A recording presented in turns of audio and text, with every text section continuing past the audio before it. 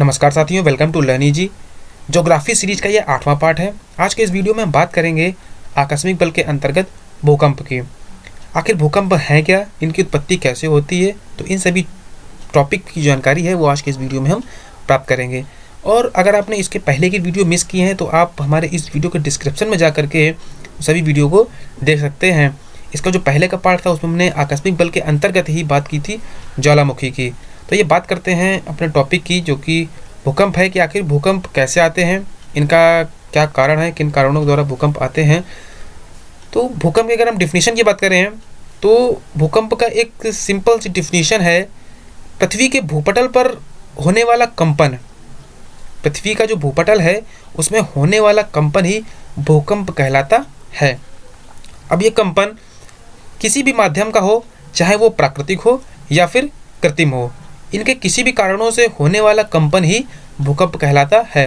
प्राकृतिक कारणों में ज्वालामुखी विस्फोट और पृथ्वी के आंतरिक जो प्लेटें हैं उनमें जो परिवर्तन होता है, इनके द्वारा भूकंप आता है। उसके अलावा जो इसका कृत्रिम कारण है, उसमें कृत्रिम कारण में परमाणु बम का विस्फोट और परमाणु परीक्षण, इन कारणों से भी पृथ्वी तल पर भूकंप आते हैं। जिस क्षेत्र पर परमाणु बम का विस्फोट होता है या फिर उसका परीक्षण किया जाता है तो ऐसे क्षेत्रों में भी भूकंप उत्पन्न हो जाता है। जो भूकंप है ये एक बहुत ही विनाशकारी होते हैं और ये अपने पीछे बहुत ही विनाशकारी प्रभाव छोड़ते हैं, और इनके द्वारा जो पृथ्वी की भूपटल है उस पर असंतुलन की दशा उत्पन्न हो जाती है। असंतुलन किस प्रकार से होता है, क्योंकि जो पृथ्वी की जो सतह है उस पर होने वाले सभी जो निर्माण है या कोई भी स्ट्रक्चर है, कोई भी इंफ्रास्ट्रक्चर की चीज़ है, वो सभी असंतुलित हो जाती है और इसमें कंपन के द्वारा उसमें विनाश की स्थिति उत्पन्न हो जाती है। तो भूकंप एक बहुत ही विनाशकारी प्रक्रिया है। इस फिगर में हम देख रहे हैं कि जो भूकंप है उसका जो मेन पॉइंट है वो पृथ्वी तल से काफ़ी नीचे है। तो जो भूकंप का जो निर्माण होता है वो पृथ्वी का जो तल है उससे काफ़ी नीचे से होता है, और ये भूकंप का फोकस कहलाता है, मेन पॉइंट, जिस पॉइंट से भूकंप की उत्पत्ति हुई है। आगे बात करते हैं भूकंप का उत्पत्ति केंद्र।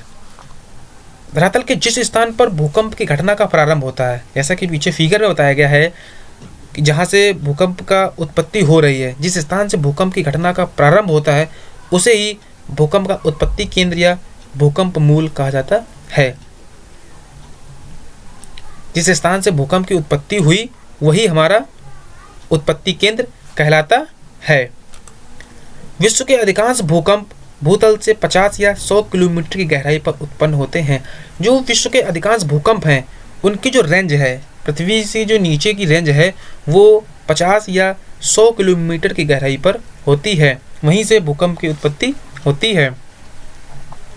भूकंप का जो मापन होता है किस यंत्र के द्वारा किया जाता है, तो भूकंप का जो मापन है, जो उसकी लहरें हैं उनका जो अंकन किया जाता है वो भूकंप मापी यंत्र द्वारा किया जाता है। इसे सीस्मोग्राफ कहा जाता है।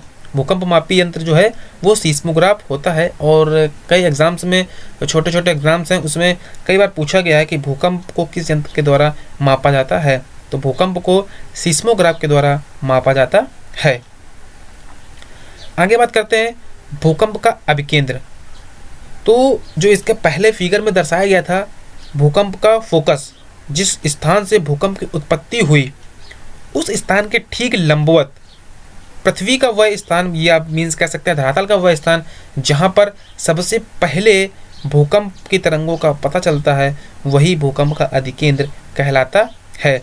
क्योंकि इस स्थान से भूकंप की उत्पत्ति हुई, लेकिन सबसे पहले जहाँ पर भूकंप को महसूस किया गया वही स्थान भूकंप का अभिकेंद्र कहलाता है, और इसी को ही भूकंप का अभिकेंद्र या अधिकेंद्र कहा जाता है।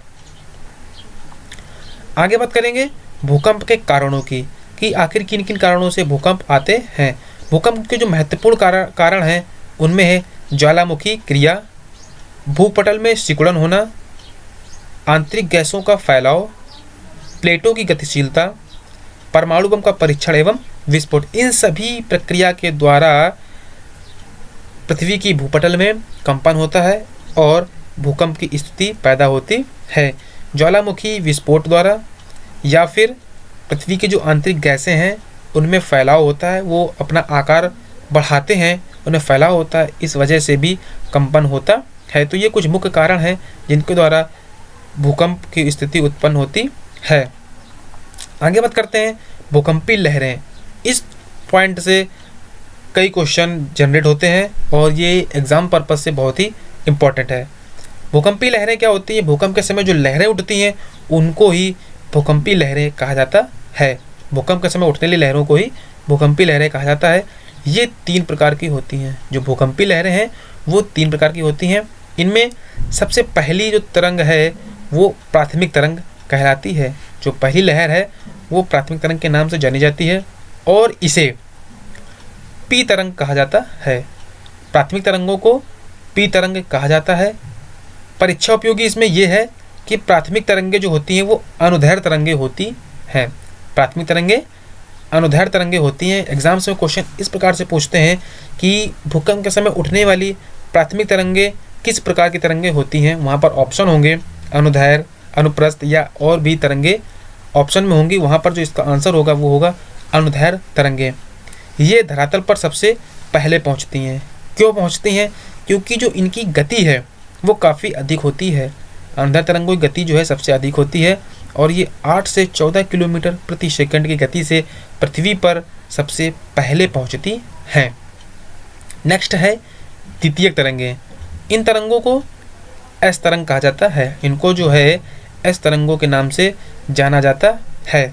इनकी विशेषता ये है कि ये अनुप्रस्थ तरंगे होती हैं। द्वितीयक तरंगे जो होती हैं वो अनुप्रस्थ तरंगे होती हैं। ये तरल पदार्थों से नहीं गुजर पाती हैं। इनका प्रवाह जल में नहीं होता है, तरल चीज़ में इनका प्रवाह नहीं होता और ये महासागर में ही लुप्त हो जाती हैं।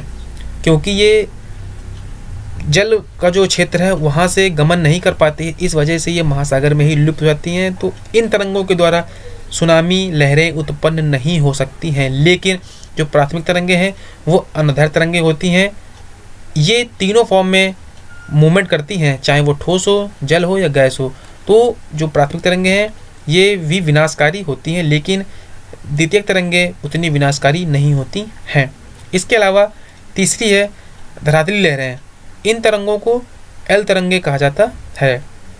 जो थर्ड टाइप की लहर है वो है धरातली लहर, इनको एल तरंगे कहा जाता है। इनकी कंपन गति सबसे अधिक होती है।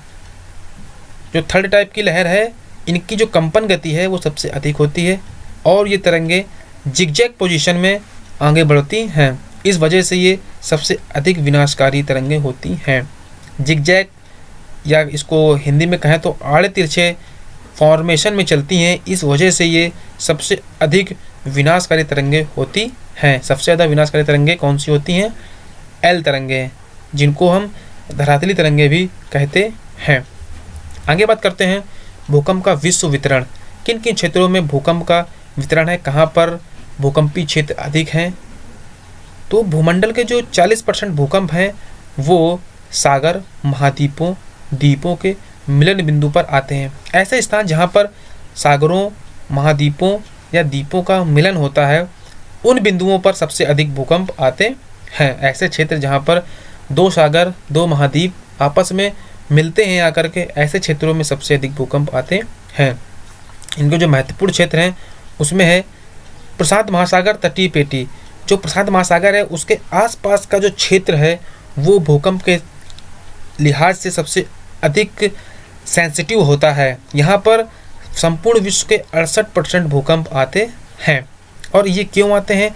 क्योंकि प्रशांत महासागर में सबसे अधिक सक्रिय ज्वालामुखी हैं और इसकी चर्चा हमने अपना जो इसके पहले का वीडियो था जहाँ हमने ज्वालामुखी की बात की थी वहाँ पर इसको विस्तार से बताया गया है।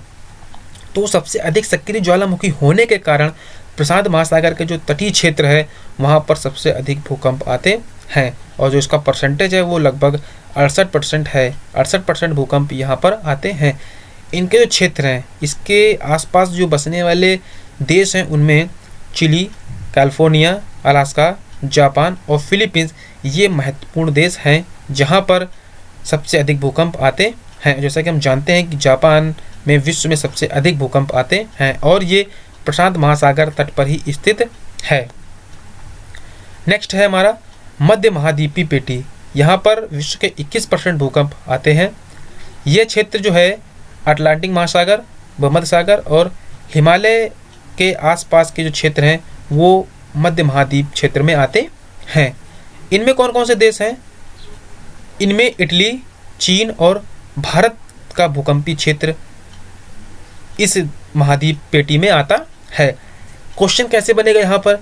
यहाँ पर क्वेश्चन ये बनता है कि जो भारत का भूकंपीय क्षेत्र है वो किस महाद्वीपीय पेटी में आता है? तो भारत का भूकंपीय क्षेत्र मध्य महाद्वीपीय पेटी में आता है। अगर हम बात करें जापान का भूकंपीय क्षेत्र किस महासागर या महाद्वीपीय पेटी में आता है, तो वो प्रशांत महासागर पेटी में आता है। तो इस प्रकार के क्वेश्चन एग्जाम्स में पूछे जाते हैं।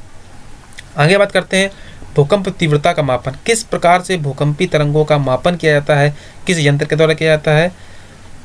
वर्तमान में इनका जो मापन है वो रिएक्टर स्केल से सबसे अधिक किया जाता है। इसका जो प्रचलन है सबसे अधिक संपूर्ण विश्व में, तो सबसे अधिक इसका जो प्रचलन है वो रिएक्टर स्केल का है। इसी यंत्र के द्वारा ही, इस पैमाने के द्वारा ही भूकंप तीव्रता का मापन किया जाता है।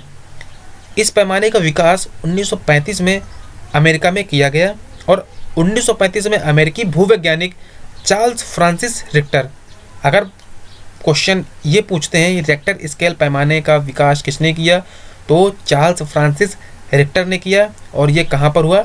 अमेरिका में हुआ सन 1935 में। इसमें 1 से लगाकर 9 तक की संख्या होती है।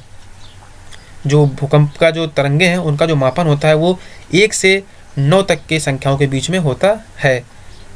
इसमें जो पिछली संख्या और अगली संख्या, उसमें जो अंतर होता है वो 10 गुने का होता है।